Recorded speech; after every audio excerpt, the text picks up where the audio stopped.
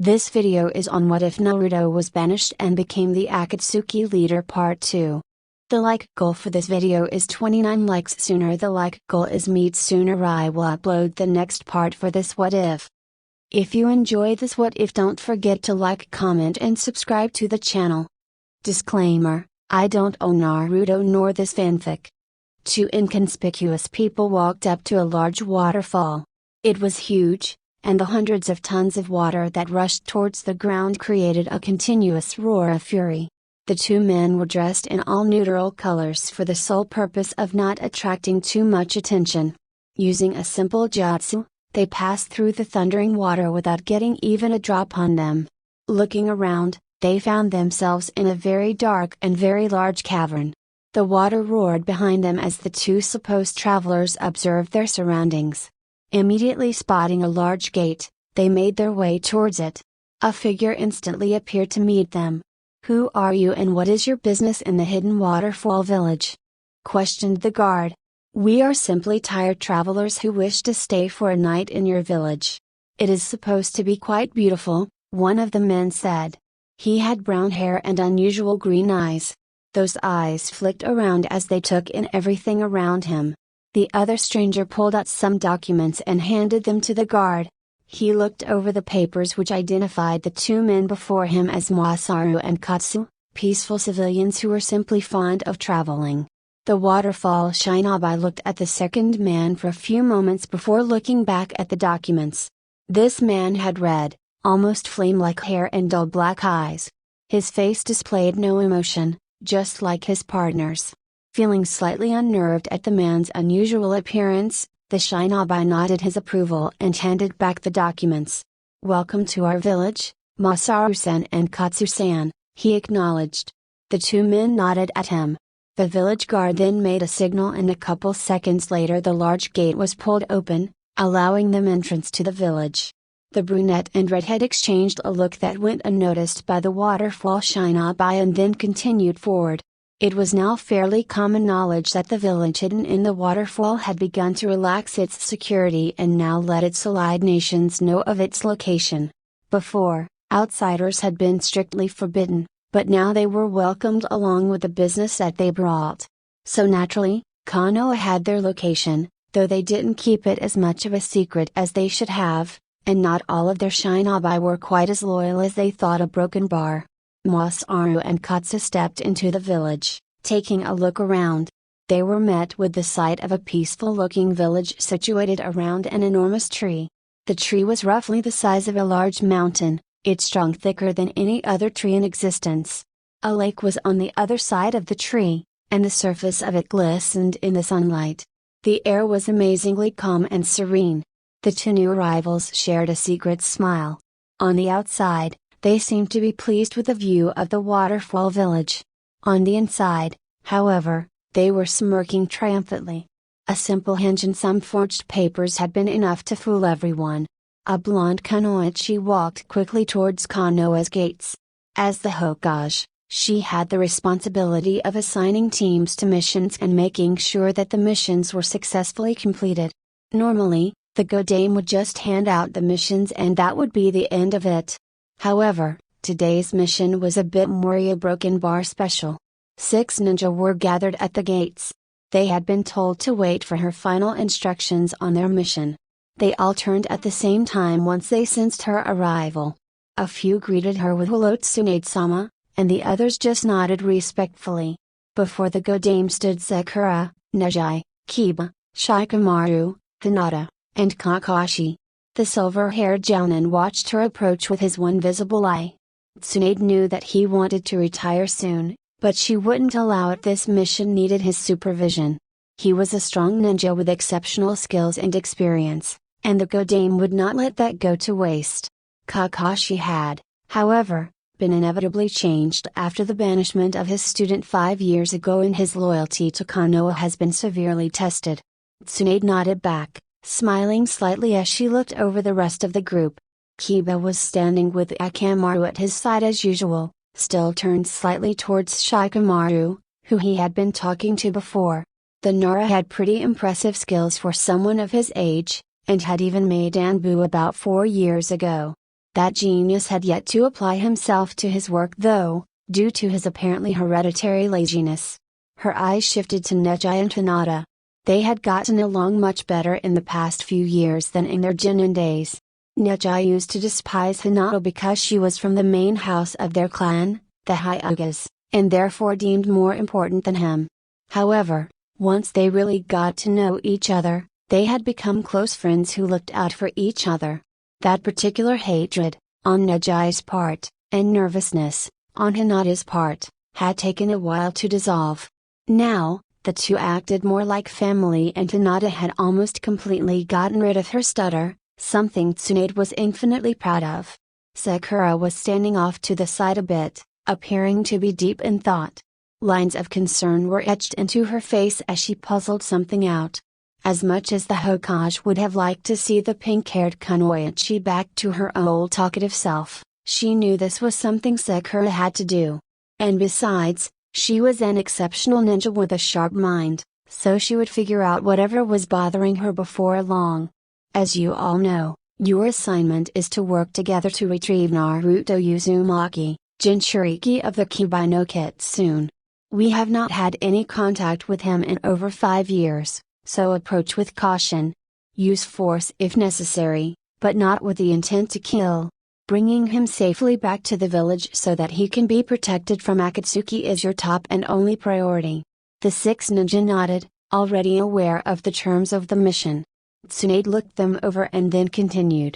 We have recently received info that a blonde-haired man greatly resembling Naruto has been spotted in Wind Country. There is a chance that it is him, so that is where I would like you to start your search. Therefore, I would recommend heading to the Hidden Sand Village. Kakashi tensed at that. Ever since Naruto's wrongful banishment, Suna and Konoha had been at the brink of breaking their treaty. The Kazekage had been furious and would have declared war on the Hidden Leaf Village if Tsunade had not intervened. Konoha had never seen him so livid. Gaara now knew that it had all been a huge betrayal within the village, one that has not gone unpunished. Internally, Tsunade grinned evilly as she remembered Hayashi Hyuga's execution. As the first part of his punishment, Hayashi had been given a nasty sickness that caused his face to swell up immensely and for ugly red blisters to appear all over his body. After experiencing the pain of the villagers' rejection due to his appearance, Hayashi had been subjected to Tsunade's scalpel. Once his body had been sliced open and experimented on for 2 full days, which had caused him excruciating pain due to him being conscious the entire time. Jiraiya had the honor of injecting the man with a slow-moving toxin. This particular poison had been Orochimaru's invention originally, one that he used whenever an enemy was no longer useful and he wanted to get rid of them while enjoying the sound of their shrieks of agony. Even with that information, though, Gaara remained suspicious of the Hidden Leaf and rarely contacted them. There were very few meetings between him and the Hokage, and the meetings they did have were forced and painfully formal. Hinata spoke up, voicing everyone's thoughts. But Tsunade-sama, what about the Kazekage? Will he allow us into his village? Tsunade sighed. She really was pushing her luck a bit here, something she never seemed to have very much of in the first place. Since we are technically still allied villages, he has to let you in, otherwise his village would look incredibly bad. I'm sure that once he hears about the purpose of your mission he will become much more agreeable. She had a strange glint in her eye after saying the last sentence. Politics were a horrible game, easily manipulated, but could also come in handy in times like this. Now that you have all of the information, are you ready to leave? Yes. They answered in unison. Perfect, Tsunade said with a proud but weary smile. She prayed that this mission would go well. Please Naruto, a broken bar.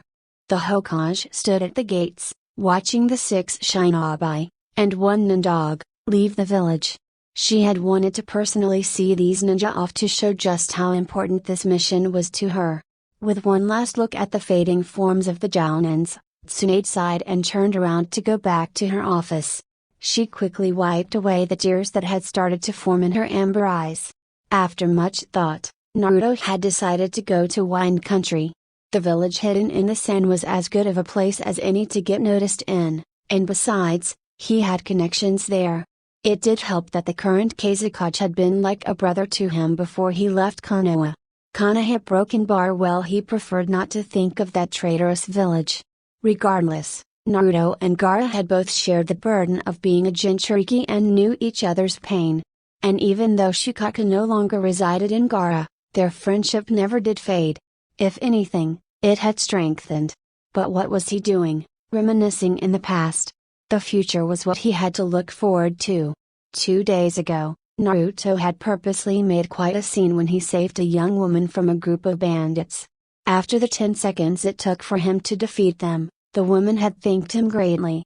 As a sign of her appreciation, she had brought Naruto back to the camp where her family and 15 other people were staying and insisted he stay for dinner. When he finally left, the couple of children in the group had stars in their eyes at meeting someone so powerful, and the adults had clear looks of admiration on their faces. Needless to say, word of the blonde Shinobi had spread quickly throughout Wind Country. It never did take long for news to be passed on. Naruto estimated that it would take roughly a day before Konoha got wind of him. How perfect, now they'd know exactly where to find him without knowing it was his intention. His ingenious plan was beginning to work. Back in the present day, Masaru and Katsu were quietly walking around the Waterfall village. No one had so much as one suspicious thought about them, but what else could you expect from high-level shinobi such as themselves? Their disguises had to be perfect. Continuing down one of the village's main street, Katsu pulled out a small piece of paper. On it was the drawing of an unusual young woman. She had pale green hair and strange red eyes. Masaru took a quick glance at the picture of their target before scanning the streets with his forest green eyes. After inconspicuously searching the entire street and coming up with nothing, they moved on. 3 hours later darkness began to descend upon the village and the two hinged men were still searching. It's a good thing that this village doesn't have any decent shinobi or we might have been discovered by now, thought Katsu. Beside him, his partner was thinking along the same lines. Unknown to them, a team of 3 Konoha shinobi were rapidly approaching the hidden Waterfall village. The village's leader had sent a mission to the Godame Hokage asking her for help protecting the village's Jinchuriki, Fu. He was worried that their village might be a target for attack since they housed her. Tsunade had accepted and sent 3 shinobi to aid her. Ino, Choji, and Shino were the ones assigned to the mission. It was only a matter of time before they arrived at the village. Half an hour later, Masaru and Katsu had laid eyes on a particular girl. She was sleeping peacefully in the grass, mostly hidden by the bushes surrounding her. Masaru smirked. They had finally found her. Ino, Choji, and Shino had just arrived at the village hidden in the waterfall. They passed through the enormous falls with ease and identified themselves to the village guard. He nodded and summoned 2 other guards to lead them to Fu while he remained at his post. The 5 of them set off at a moderate pace to find the Jinchuriki and set up protection for her. Not wasting any time, the man supposedly named Katsu grabbed Fu. Her eyes immediately flashed open, revealing insect-like red irises with no pupils. She furiously struggled against Katsu's grasp, but it was no use. Horrified at his almost inhuman strength, Fu opened her mouth to scream, only to catch a glimpse of terrifying red eyes. She just stared into them, unable to look away. Masaru had released his henge and now stood in front of her, his eyes boring into hers with a cold glare. His raven-colored hair made him look like part of the night itself. His pale skin looked delicate, but it was obvious that he was a strong shinobi by the air of power that floated around him. But it was his terrifying Mangekyo Sharingan eyes that rendered her unable to move. Before her stood Uchiha, a traitor to Konoha and known member of Akatsuki. Fu shuddered and tried to look away, but she just couldn't. A moment later she heard him whisper something but couldn't quite make it out. And then she blacked out. Satisfied now that she lay motionless in his grasp, Katsu slung her over his shoulder and looked back at his partner. I guess there's no need for henge anymore. Katsu grinned. I guess you're right. Ichi smirked as Katsu released his own henge. Navy hair replaced red, and strangely shark-like eyes were in place of his previous black. His skin melted into a pale blue, and gill-like markings appeared on his face. Hard muscles became visible and a large sword adorned his back. Kisame cracked his knuckles. Finally, Ichi turned to Fu and quickly cast a Jinjutsu over her so that she appeared to be a large sack on Kisame's shoulder. Let's go. The Konoha ninjas were running beside the Waterfall Shinobi, matching them step for step. It was a few moments later when they abruptly stopped. What is it? Ino asked. Her bleach blonde hair had grown much longer and now flowed down her back to her waist. She still had those same side bangs that went in front of one of her eyes. One of their escorts looked around, scanning the area for any chakra signatures. She should be right around here, he said. He nodded to his partner and they began to search for her. The Konoha ninjas quickly joined them in looking for Fu. Why was it always so hard to keep track of a Jinchuriki? Ichi and Kisame flashed in and out of view as they ran at incredible speeds. The unconscious Fu was still being carried by Kisame, and she was still disguised as a large sack. The two vanished and reappeared at the edge of a clearing, hoping to get away from the more populated parts of a village. They could not risk being seen. Where could she be? Asked Choji, who was starting to get an uneasy feeling. I don't know, a broken bar, stuttered one of the Waterfall Shinobi. So much for an easy mission, a broken bar. The green-haired Jinchuriki was nowhere to be found. Shino set out a swarm of his bugs to search for any unique chakra signatures. Her status as the container of a tailed beast would definitely give her unusual chakra. Ino cast a look around the group, and wondered where this girl could possibly be. There wasn't any attack on the village, so where is she? This is not going to be fun if we have to be out all night looking for her. Just then there was a rustling in the leaves of the trees on the other side of the clearing, which they all heard. The five ninjas stiffened and their heads whipped around to the source of the sound. Two figures had just arrived at the edge of the clearing. Their black cloaks with red clouds were easy to recognize. Raven hair. Blue skin. Before them were Ichi Ukaya and Kisame Hoshigaki. Suddenly, the two froze. Ino gasped as she locked eyes with glaring red orbs with black markings in them. Choji's eyes widened at the sight of the two Akatsuki members. The whole world seemed to freeze as the ninjas just stared at each other. The two Waterfall Shinobi trembled in fear. Ichi and Kisame were so close to reaching the edge of the village when they heard a gasp. Both missing ninjas stopped in their tracks. Ichi looked up to see 5 pairs of eyes staring at him and Kisame with various stages of shock. Oh, a broken bar, shit, was the mutual thought. Kisame reached for his massive sword but Ichi stopped him. Remember what Leader Sama said, he cautioned. Kisame made an annoyed sound, remembering that he was given orders not to fight. His mood just got a lot worse. Ichi was also unhappy since he personally hated Konoha for what they did to Naruto. They had crushed the dream of a young boy for something he had no control over. It was also kind of Sasuke's fault. Stupid little brother. His inner musings were interrupted when the Shinobi from Konoha got into fighting stances. These Akatsuki guys will definitely be hard to take down. Ino examined them, trying to figure out the best way to attack. Wow, that Akaya sure is hot. Wait, what am I thinking? Has the enemy? She shook her head to clear out all distracting thoughts. This was going to take a lot of focus. Shino sent out more bugs, hundreds of them now pouring out of his sleeves. He would not go down without a fight. Choji spread his legs and began to make the appropriate hand signs for his family jutsu. Ino glanced at her teammates and was proud that they all seemed to be just as determined as her.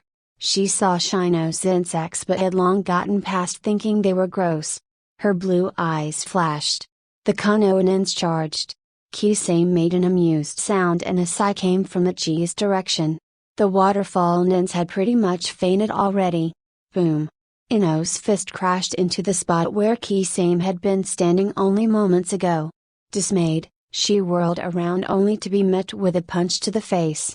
Ino was back on her feet in an instant, only to find that her target had once again vanished. Shino went for Ichi, followed closely by Choji. Shino let loose his bugs at the Ukai trader, only to find that they wouldn't go anywhere near him. A strange energy surrounded both of the Akatsuki members, something that he had never seen before. It had to be new, he had never read about it in any of the reports, and something that could not have been overlooked. It appeared to be some kind of barrier that prevented them from being marked or tracked. This is bad, Shino thought without much emotion.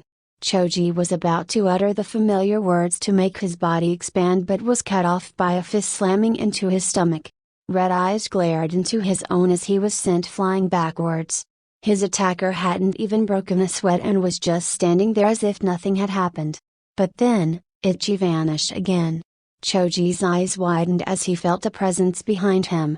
Before he could react, however, he was sent flying in the opposite direction. He was clearly outmatched. Ichi and Kisame then vanished at the same time, only to reappear a short distance away, standing right next to each other. Ino took note of their ability to function exceptionally well as a team. Then she noticed the sack on the shark man's shoulder. "Release!" she cried, and the Jinjutsu was dispelled. They all gasped, even Shino. Fu, the Jinchuriki they had come here to protect, had been captured by Akatsuki. The worst possible thing had happened. Oh no! Ichi gave them all the famous Akai glare, and then placed a hand on Kisame's other shoulder. The blue Akatsuki member grinned, winked at Ino in an exaggerated manner.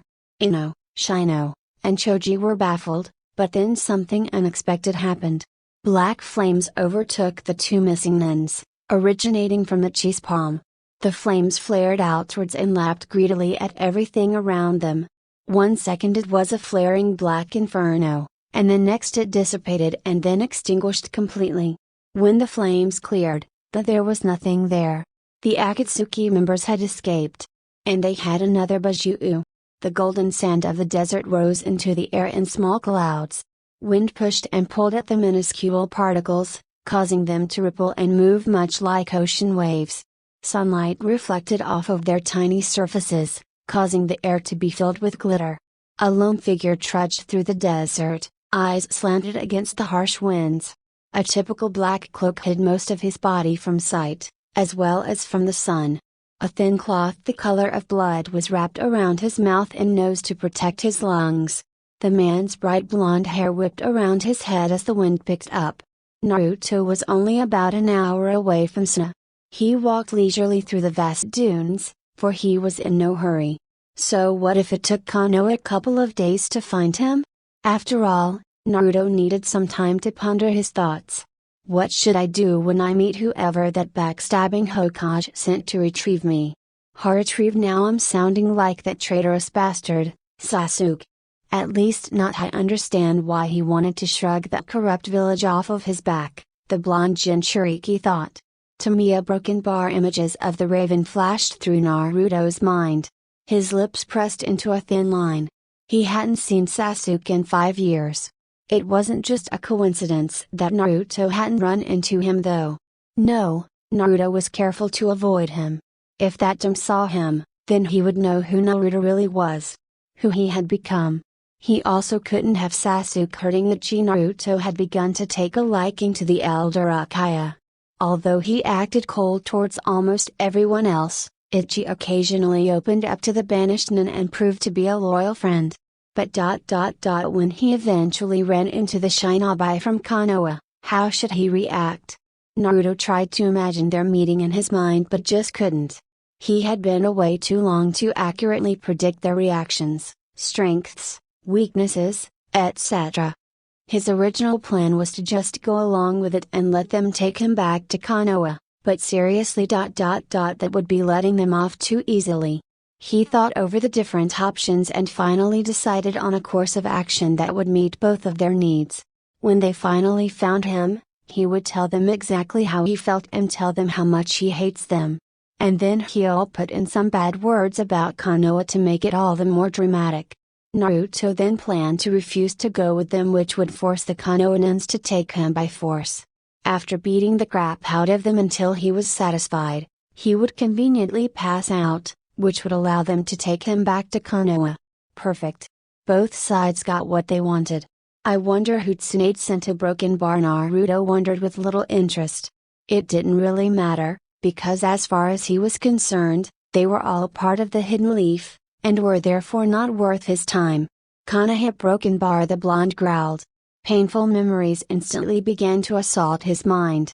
People he once considered precious had turned their backs on him. Old man Sarutobi a broken bar Ruka. Kakashi no, not Kakashi.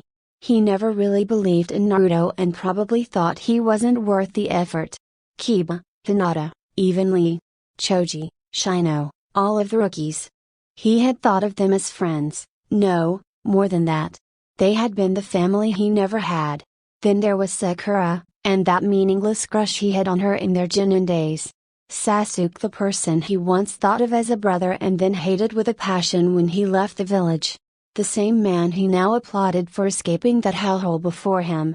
Tsunade, the woman he once called his grandmother, the Hokage he had trusted with all of his heart. The woman who betrayed him and crushed his dreams by banishing him. Naruto clenched his fists. He couldn't think about them. It hurt too much. Even as he took another step, he was shaking with fury. Those people are going to pay, he muttered in his head. Oh, and those council elders better still be in the hidden leaf. Those bastards, they're going to find out what real pain feels like. He thought of ways he could torture and then kill them. A grin was slowly forming on his face. These were the thoughts that he comforted himself with. Just be patient, Kit. You'll get your revenge on them soon enough. A deep voice echoed in Naruto's mind. This was a voice he knew very well. No, he was not schizophrenic, he just had a demon sealed inside of him. Much better. I know, Kibai, I know. It's just so hard not to hunt them down and kill them this instant. When I think of what they've done to me, it just makes me feel so angry. Like spilling their blood is the only thing that will be able to ease my pain, Naruto seethed. There's no need to rush things. By the time we're done with them, they'll wish they were dead. You know how the saying old habits die hard? Well, when they find out how you feel about Konoha, it'll be the same principle. Once you've hollowed out their village of any useful information, we can kill them all. Naruto liked Kibai's words. Much of the fox's bloodlust had been passed on to his container. Kibai had actually become one of his closest friends. Apparently he had not attacked the hidden leaf of its own will, though he never told Naruto the real reason. Truthfully, Naruto liked having the nine-tailed demon inside of him. It was like having a mentor, an older brother, something like that. They now had a very close relationship and cared for each other deeply. Apparently Kibai hated the villagers for what they did to Naruto as a child and began to admire the kid as he cut his losses and accepted his banishment. He used a term of endearment, Git, for Naruto, which was almost unheard of to demons. It truly showed their strong bond. Breaking away from his thoughts, Naruto surveyed the area around him. The sand was still swirling around him, but now he could just about make out a large outline on the horizon, the hidden sand village. He was getting close now. Naruto debated whether or not he should run and pass the distance quickly, but decided against it. He wasn't exactly eager to arrive at the most populated village in Wind Country. What he really wanted to do was stall for time. But wandering alone in the desert really was boring. What could he do to make it more interesting? And then an idea came to him. Hey Kibai, how would you like to get out for a bit? It would be nice to have some company out here. A growl of pleasure could be heard within his mindscape. I'd love to. You see, over the past year, Naruto found a way to let Kibai out without breaking or damaging the seal in any way. Kibai had actually given him the summoning contract for foxes, and Kibai was the boss summon, so Naruto could technically summon him into the real world. He was actually the first human to ever obtain this contract because no one had been deemed worthy of it before him. Foxes also tended to evade humans, so there was not much contact between the two races. The only problem was that most people wouldn't react too kindly to seeing the nine-tailed fox in all of its glory. It would just be DA copyright Yavu of 21 years ago.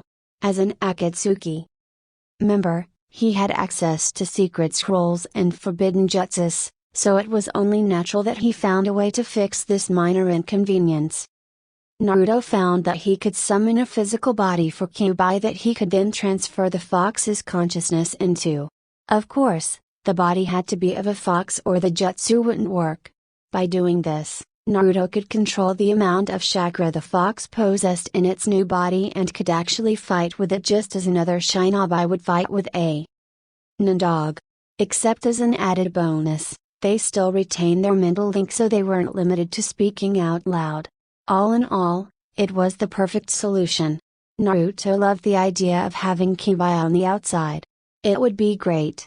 He didn't use it very often though because people might connect him with the nine-tailed fox, but right now that was kind of the point, so it didn't really matter. It was time to begin the process. The blonde shinobi flashed through tons of hand signs.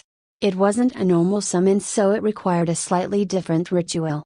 After the hand signs, he closed his eyes and looked to be in deep concentration. He then murmured some words under his breath before shouting, summoning Kitsune Essence. Naruto then sliced his finger on his canine and slammed it on the ground. Kitsune Soul Transfer.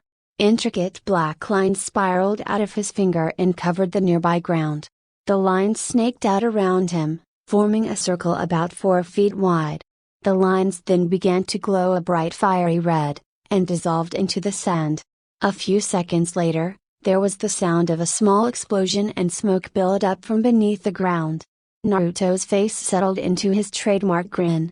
The summoning was successful. The smoke cleared.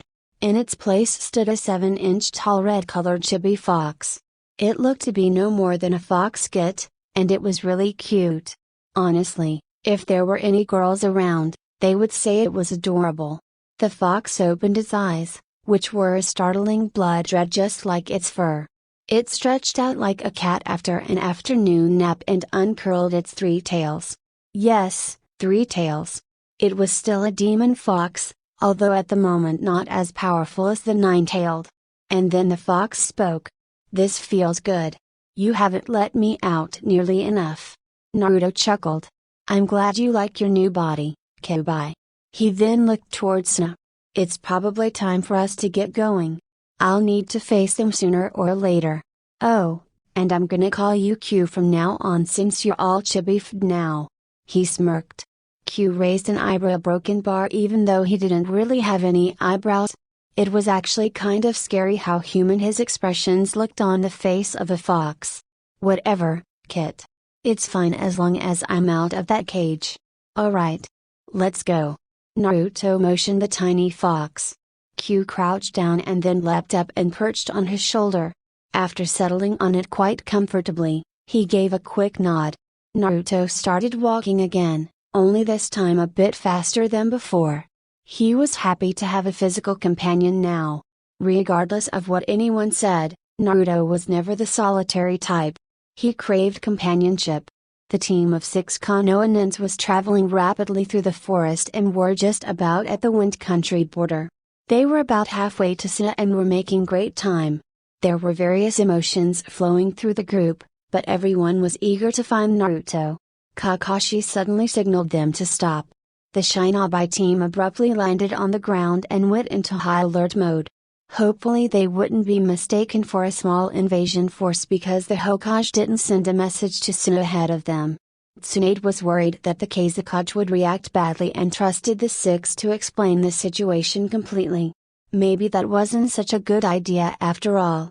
"What is it, Kakashi-sensei?" Sakura asked in a low voice. "I thought I heard something," Kakashi started but was interrupted by a kunai being thrown at him. He neatly dodged it by flipping out of the way. The kunai embedded itself in the tree behind him. Kiba and Hinata got ready to leap away when they saw that there was a note attached to the handle of it. Shikamaru, however, realized that it was not an explosive note and relayed that information to the rest of the team. Kiba slowly approached the tree, motioning for Akamaru to stay back. The dog whimpered but obeyed. "Byakugan!" exclaimed both Neji and Hinata at the same time. The veins in around their eyes bulged and became more prominent. Their normally blind-looking eyes had the shadow of a pupil in them. Both Hyugas scanned the forest around them again and again but came up with nothing. It was as if no one was there. There weren't even any lingering chakra signatures. This ninja was definitely good at hiding its presence. The Byakugan was a powerful Kekkai Genkai and wasn't something that was easy to deceive. Akamaru began to sniff around for any enemy shinobi. Kiba stared at the kunai for a minute before reaching out for it. Kakashi and Sakura just stood back and watched. Shikamaru just stared into space. He seemed to be content with just standing there. Kiba removed the kunai from the tree and pulled the small slip of paper off of the handle. It was a note. Sakura walked up behind him and peered over his shoulder, reading the note at the same time. She stifled a gasp. Kakashi immediately appeared at her side and took the paper from Kiba. He read it out loud. To pesky Konoha Nensbaku FF. The Kibai will be ours. Hinata, Neji and Shikamaru stiffened. Akamaru let out a whine. This was bad. Who is it from? Hinata questioned nervously. Kiba shook his head. It doesn't say there's no signature. How troublesome. Was Shikamaru's only reaction. I think it's safe to assume it's from Akatsuki. Who else could be going after Naruto? Any other evil organizations we know that you forgot to mention? Sakura put in. Kakashi looked like he was thinking and then shrugged. Akatsuki seems to be the only possible conclusion. We already knew they were going after the Banished, but now now it seems they want to intimidate us. After all, now it's going to be a race against time to see who can get to Naruto first.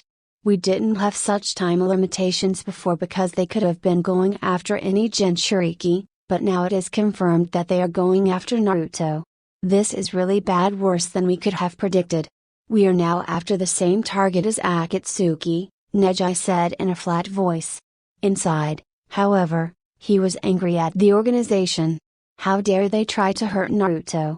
Hinata just stared at him. She thought back to when Naruto was still in Konoha.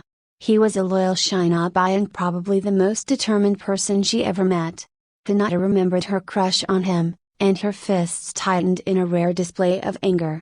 She was not going to lose Naruto again, not when they were so close to finding him. Sakura was having similar thoughts. She was not going to lose her teammate again. Well, we'll just have to get to him first then, right? She cracked her knuckles and tightened her gloves. Shikamaru inched away from the fiery pink-haired Kunoichi. Yes, that's right. There's no time to get a message to the Hokage either. We have to move now, Neji instructed. Kakashi nodded. Let's go. And with a last look around, the Konoha shinobi launched back into the trees. They couldn't afford to waste any more time. The rest of the trip was going to be strict running with no rest. About 10 minutes later, Shikamaru spoke up. Hey, Neji? The one thing I can't figure out is why didn't the Akatsuki member come out and attack us? I mean, they could have easily snuck up on us since they threw that kunai without us being able to pinpoint their chakra signature. What's the deal with that? No one replied, because no one had a reasonable answer. Why didn't the Akatsuki attack? Were they just trying to scare the Konohans and give them a chance to turn back with their tails between their legs before launching an attack? Not likely. Regardless, we just have to move faster. We have to remember that Akatsuki often has many hidden goals. While they remain unknown to us, we do know that they want all of the tailed beasts. Naruto has the Kibai inside of him, so we need to protect him. End of story. Let's go, Sakura said in a moment of wisdom. Everyone accepted that as a reasonable answer and put on another burst of speed. Apparently they weren't the only ones looking for Naruto. Once the Leafnans left, a strange figure materialized in a tree. He appeared to have been inside of a solid object. Half of his face was pitch black, and the other half was white. Green plant-like hair matched the large plant that surrounded his body. Two glowing yellow eyes adorned his face. The Akatsuki cloak that he wore hung loosely around his unusual body. Well, it's nice to mix things up a bit, Zetsu thought. It's so much more fun when they're terrified of us. I hope Leader Sama will let me have some more fun. And then he once again disappeared without a trace. Back in Konoha, Tsunade was pissed. Ino, Shino, and Choji had just returned from Waterfall country to report a mission failure. Konoha had been doing so well lately and then they had to go and ruin it. But no, that wasn't the worst part. Akatsuki had another Baiju, the seven-tailed Shichibi. That means they now have 5 out of the 9-tailed beasts. That put him Naruto in even more danger. She read over the team's entire report and analyzed every detail of their encounter with Ichi and Kisame in an attempt to be better prepared next time. The fact that both Akatsuki members disappeared in black flames unnerved her. It appeared to be some kind of advanced teleportation jutsu. Tsunade began to get a headache. Being Hokage was way too much work. Too bad there wasn't anyone in Konoha that she particularly wanted to have as her successor. Thinking about the position of Hokage just led her back to thinking about a certain blonde-haired shinobi. It seemed like all of her thoughts recently always ended up circling back to him. She just couldn't get that kid out of her mind. Though of course Naruto isn't a kid anymore. She reminded herself. Naruto, don't worry. Kakashi, Shikamaru, Kiba, Sakura, Neji and Hinata are coming to bring you home. You'll be safe in Konoha. I really hope they can find you this time, thought Tsunade as she remembered her previous failed attempts at finding that unpredictable ninja. He was very good at avoiding people and evading the many Anbu she sent out to look for him. Although they probably didn't try as hard as they should have, hating him for being the demon brat and all. But Tsunade had long ago forbidden them to say anything negative about Naruto. She would tell them that he was Konoha's hero and that the village would have been destroyed if it weren't for him containing the nine-tailed fox. Anyone she scolded would then hang their head in shame. Sometimes she would even give them severe training schedules as a punishment. Tsunade, being the Godame Hokage, had absolute power over the Anbu and they had to obey every single order that she issued, whether they like it or not. Red Sharinganai spun furiously in the darkness of the Akatsuki prison, quite an intimidating sight considering it was pitch black. These were the eyes of Uchiha as he dragged the limp form of an unconscious girl behind him. Ichi let Fu drop to the floor as he performed a long set of hand signs with such speed that could only be gained from lots of practice. When he was done, a red haze seemed to appear at the entrance of the cell and then dissipate. Ichi opened the unlocked door to the prison cell and grabbed Fu. He stepped inside. Akatsuki's new leader had replaced their old prison cells with new ones that were impossible to escape from. He actually went to great lengths to ensure this, even having one of them lock him inside for a day to make sure he couldn't get out. The dark gray walls were lined with seals from floor to ceiling.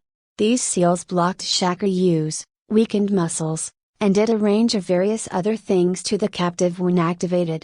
They also couldn't be disrupted from the inside. The Uchiha placed the green-haired girl on the floor in the middle of the cell and then stepped out. He closed the door and flashed through those same hand signs except on reverse order. The red haze appeared again out of nowhere, seeping towards the door like water flowing downhill. The crimson-colored mist then gathered around the door, completely surrounding it, and then faded out of existence. The lock was impenetrable. Ichi silently shook his head. How could someone possibly think to make a locking jutsu like that?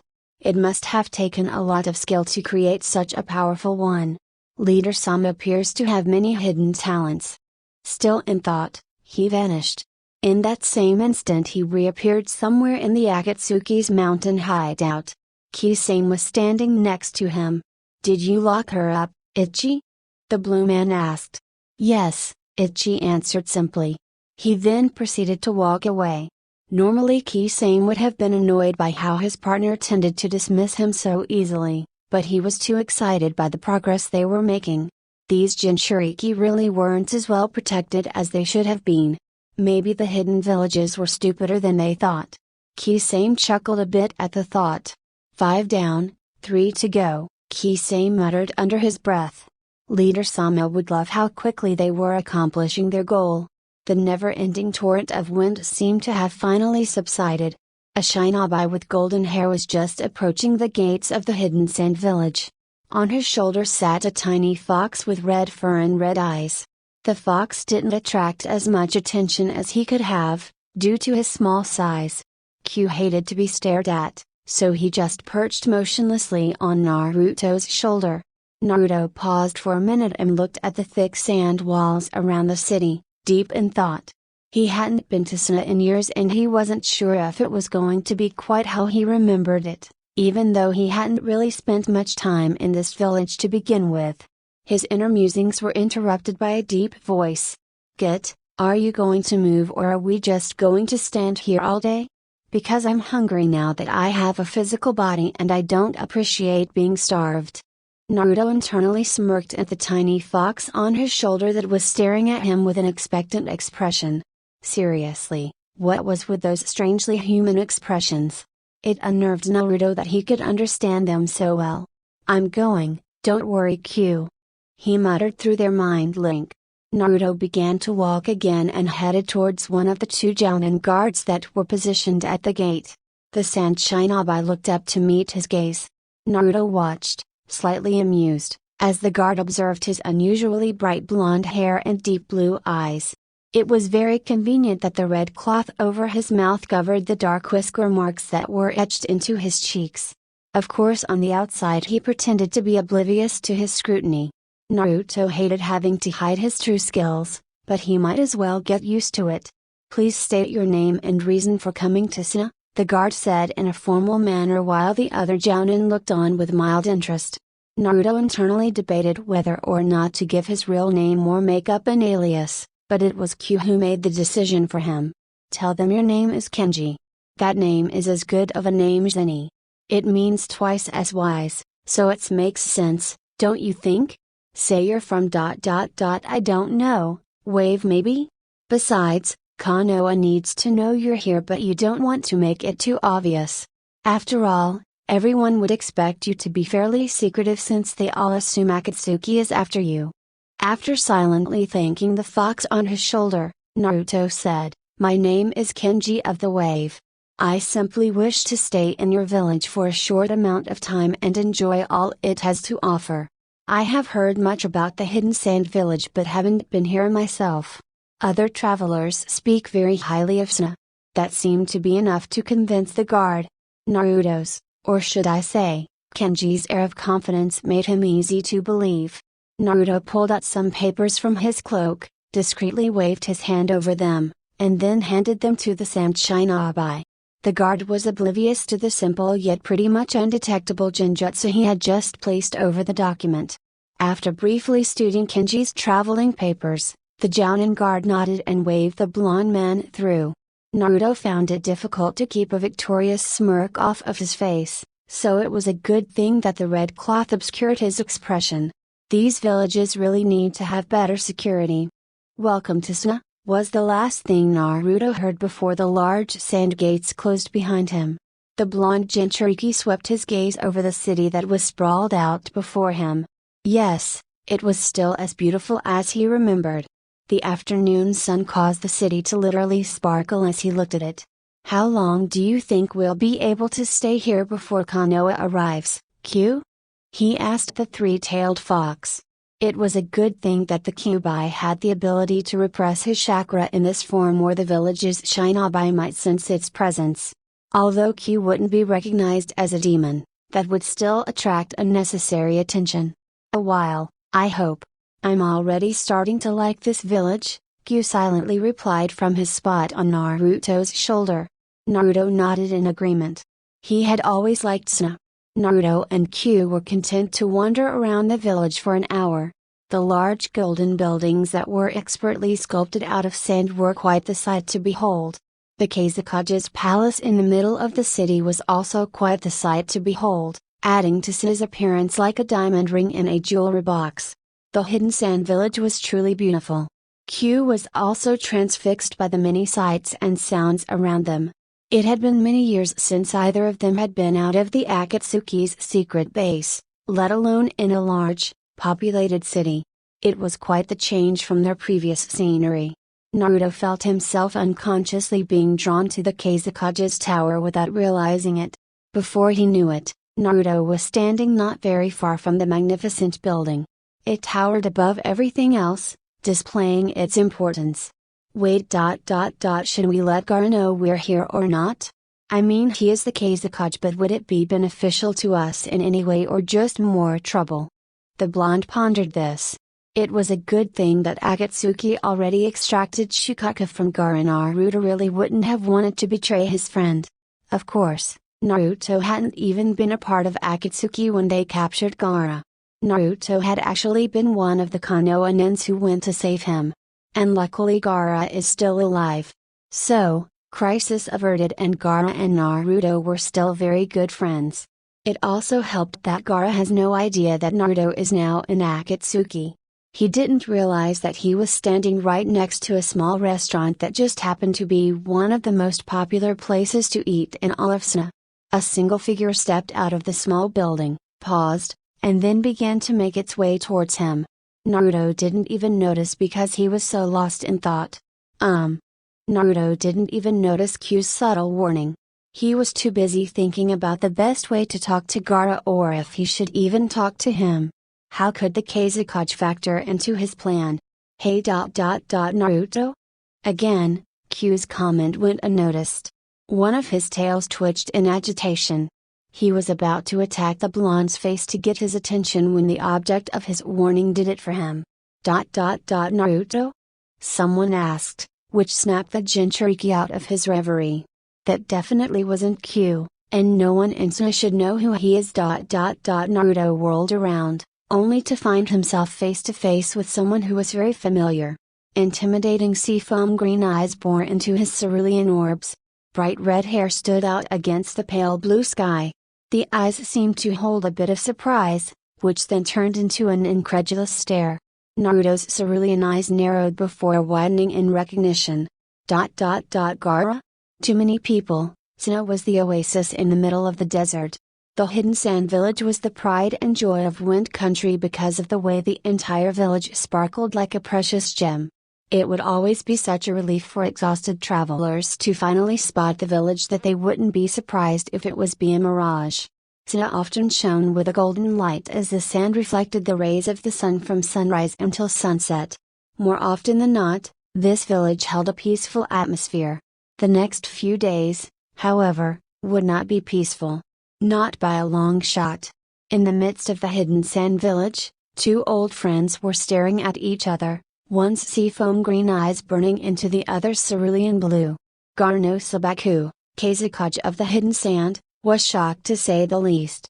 His eyes were wide with surprise and disbelief as he gazed at the blonde man in front of him. Gaara watched him with a strange intensity, thousands of questions burning in his eyes. The other man, Naruto Uzumaki, was staring at the Kazekage with many of the same emotions visible on his face. When he heard someone calling his name, he had definitely not expected it to be his old friend and ex-Jinchuriki Gaara no Sabaku. The second Naruto had spun around, Gaara's usually impassive face had blatantly shown his shock and actually being correct in his assumption. It was a few moments before either of them spoke. Naruto, a broken bar. It's really you, a broken bar, the red-headed Kazekage whispered, his eyes never drifting from the blonde Shinobi's face. Yes, Gaara. It's really me, Naruto replied, a smile slowly appearing on his face. I'm actually surprised that you recognized me so quickly, Gaara. It was just a wild guess. The hair was the biggest clue though.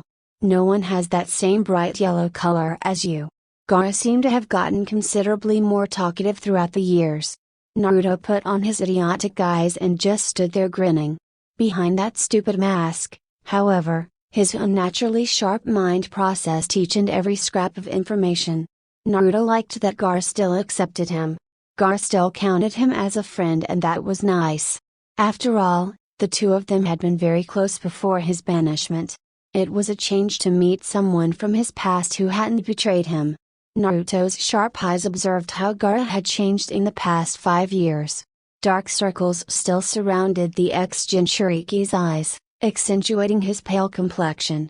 His bright red hair was still the same length as Naruto remembered it, and he wore the Kazekage robes, which was expected. Gaara seemed to be slightly more muscled than before, though still leaner than many other shinobi. Though those eyes, those seafoam green eyes, were still the same. They were deep and brooding almost, and looked as if they held thousands of secrets. It was obvious that Gaara was watching Naruto as well. The Kazekage was taking in all of the changes that 5 years' time had brought upon Naruto. Aside from the physical changes, there seemed to be something a broken bar off about him. His eyes were still the same brilliant blue, but they didn't have as much of a sparkle as they used to. It seemed to come across as more of a cold glint now. Actually, the whole aura around the blonde wasn't as carefree and friendly as it used to be.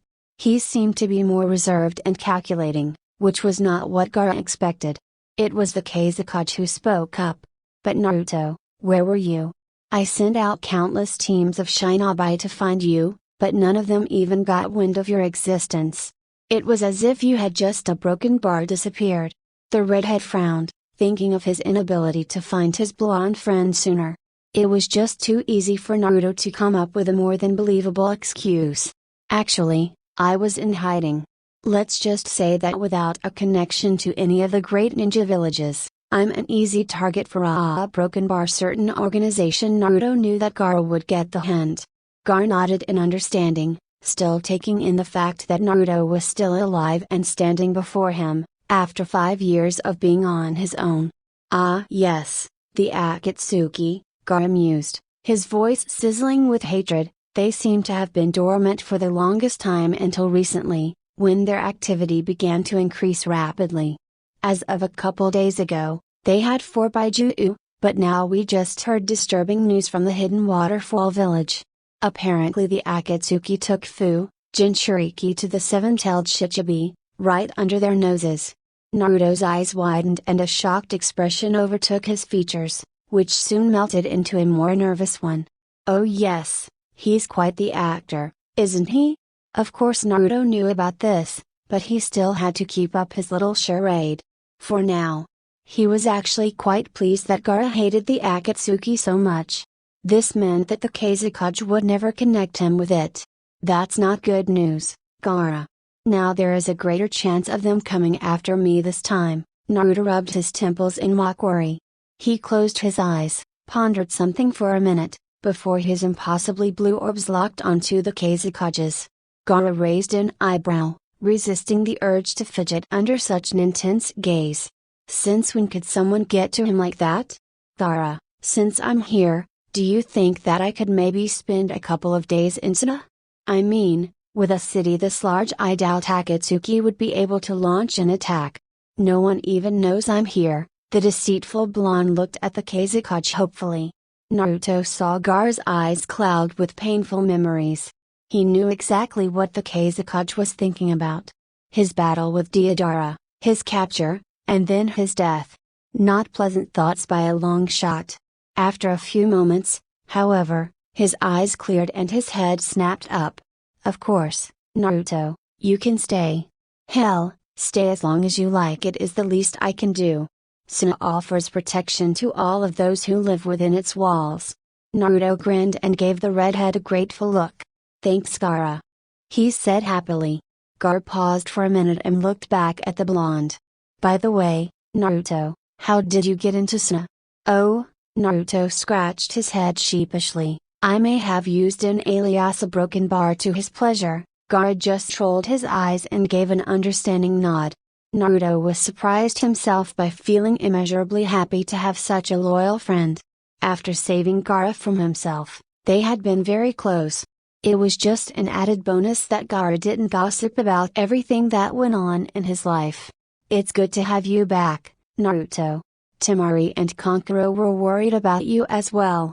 It'll be nice to see some familiar faces after being alone for some time." Naruto was actually looking forward to seeing the rest of the Sand siblings again. Why hadn't he come to Suna sooner? He absent-mindedly stroked the almost forgotten fox on his shoulder. Gaara smiled a true smile and motioned for Naruto to follow him. Their little staring contest seemed to have been gaining bit of an audience. Naruto followed dutifully as Gaara led him into the Kazekage's tower. He glanced around before stepping inside and closing the door behind him. Sakura, Kiba, and Hinata were completely exhausted, although they tried their best to hide it. Akamaru was dragging his tail as he attempted to keep up with his master. Kakashi and Neji both had exceptional endurance and were only beginning to feel the strain of their journey. Shikamaru a broken bar. Well, Shikamaru looked like he was sleeping, if that was possible to do while running. In reality he was just kind of zoned out and dutifully keeping pace with the rest of the group. They had been able to see Suna in the distance for a while now, though it hadn't looked like they were getting any closer. What was it about deserts that made distances seem so much longer than they actually were? Sakura wiped the sweat off of her brow. It was nearing nightfall, yet the temperature was still much higher than in Konoha. She felt as if the sun was beating down directly on her. However, she was willing to push past her physical discomfort in order to reach Suna tonight. They needed to find Naruto. I'll never forgive myself if we're too late. Please be in Suna, Naruto. We'll bring you home. I won't let the Akatsuki get their hands on you because he broken bar. Sakura didn't know how to finish that thought. Naruto had been the one thing in her life, the person she never expected to lose. He was her rock. And when Naruto was banished, his absence tore a hole through her heart. You never knew what you had until it was gone. Hinata was clenching and unclenching her fists as she ran. What will it be like to see Naruto? I haven't so much as heard of him for 5 years, and now all of a sudden we have been given the chance to bring him back to Konoha. To his home. I wonder what he'll look like now. A broken bar. Hinata's cheeks flushed as she wandered off in thought, but it was unnoticeable to the others beneath her already red face. She found herself thanking no one in particular that they were running as hard as they were. Shikamaru was trying to picture Naruto. He was trying to mentally age the image of the younger Naruto that he held in his mind, but it really wasn't working. Shikamaru really did want to see the blonde for himself. For some strange reason, a shiver ran through his spine at the thought. Well, that seemed a little foreboding. A broken bar. Meanwhile, Kakashi didn't know what to think. He knew that he had failed Naruto as a teacher and lost his chance to be considered one of the boy's precious people. Did Naruto hate him? Did Naruto forgive him? What will it be like to see him for the first time in 5 years? I wonder if his personality has changed. A broken bar. After all, it must have been tough living on your own for 5 years with the world's most powerful evil organization on your tail. Naruto, please be okay. The Jounen's single visible eye clouded with worry. Finally, the 6 Konoha shinobi reached the gates of the village hidden in the sand. Most of the group panted with relief, but at the same time were nervous for the looming encounter with a certain blonde man. They had no idea what he was like. It was as if he just appeared back in the world after vanishing for quite some time. The sand guards raised an eyebrow at them. Leaf Nins? The Kazekage did not inform us of your coming. Kiba was about to jump forward when Kakashi placed a hand on his shoulder. Our Hokage wished for us to tell the Kazekage our mission details directly. She did not mention our visit because it involves a matter of great importance to both Kazekage-sama and ourselves. We respectfully ask to be let through. The copy-nin looked up to see if his words had any effect on the 2 Chunin. Both Sand Shinobi looked at each other, sharing a private glance that did not go unnoticed by Kakashi and Neji, and then nodded. Fine. But if you cause any trouble, broken bar, well, let's just say that it would be in Konoha's best interest for you to keep your visit as quiet and short as possible. Hinata looked down and Sakura flinched at the not so discreet warning. How bad had relations between Konoha and Suna really gotten? Neji glared at the guards, resisting the urge to let out a growl of frustration. Although, he had to admit, it was impressive that Naruto had affected the people of this village so strongly. The Kazekage nearly severed the alliance with Konoha just because of him. Shikamaru just stared at them lazily with half-closed eyes, though his teammates knew that he was actually taking note of everything and everyone around them with undeniable accuracy. Having a genius like him on the team really was an advantage. Kakashi merely swallowed his pride and nodded at the guards. Without another word, he led the other 5 Konoha shinobi past them. The silence was so tense that he probably could have cut it with a kunai. A couple steps later and they were officially in the great hidden sand village. Suna truly was just as amazing as all of the stories said. Kakashi, along with most of the team, had been there before, but it was still amazing nonetheless. Even in the dimming sunlight, the golden sand sparkled elegantly. It was a deceivingly beautiful atmosphere. Naruto and Gaara had been talking in the Kazekage's office for over an hour now. They were catching up on the past few years, although Gaara noted that Naruto really didn't give much information up. It was obvious that Naruto either just didn't want to talk about his past or that he was hiding something. No, Gaara shook his head, he's probably just had a hard time. Getting banished from your village is not the easiest thing. Kana hit broken bar. Gaara's moods suddenly changed. That village was definitely not to be trusted. They had done a horrible thing to Naruto, mercilessly crushed his dreams and cast him out. It was at that moment that he recalled something the Hokage had said, something about a Hyuga manipulating the entire council while she was away at Broken Bar Na. Even though the village had supposedly gone behind the Godame's back, he just didn't feel right telling that to Naruto. He had just regained a precious friend and wasn't willing to jeopardize their friendship so soon after they renewed it. Temari and Kankuro, Gaara's brother and sister, were casually leaning against the wall. They were easily making conversation with Naruto as if he had never left in the first place. Gaara was amazed at how easily they accepted him back. Naruto definitely had some kind of gift for making friends, that much was clear. The blonde was a good leader, had lots of confidence, and naturally drew people towards him. It was too bad about Konoha's inner turmoil. Naruto would have made a great Hokage, or at least a leader of some kind. Oh, if he only knew how right he was. A broken bar. Meanwhile, Q was staring at Shukaku's previous container. Even though his brother had been extracted years ago, Q could still smell his demon spirit on Gaara. Being a Jinchuriki marked you for life and was not something that you could get rid of. Q narrowed his eyes. Yes, Gaara could still control the sand, although not nearly as well as when Shukaku still resided in him. The tiny fox was actually surprised that not one of the three sand shinobi had even noticed his presence yet. Sure, he was small, but really? Not even a flicker of anything in their eyes? It was impressive how Naruto captured their attention so easily. Maybe remaining hidden would be a good idea. Broken bar. The three-tailed fox demon gently wiggled further down on his container's shoulder, where he would be out of view. The four friends were smiling and having a good time, and Q was happy to see Naruto smiling so much. True, he had friends in the Akatsuki, but he was still their leader. Here everyone was an equal status as Kazekage aside. It was nice for a change. Kakashi and the rest of his six-person team were wandering around Suna. They had no idea where to start looking for Naruto, and were hesitant to go directly to the Kazekage. Would he allow them to stay? Would he even give away any information on Naruto's whereabouts if he had it? There were just too many unanswered questions.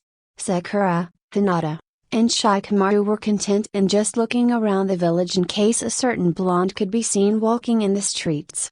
Neji and Kiba wanted to take a more direct approach, but Kakashi ordered them to all stay together since relations with Suna were already rocky.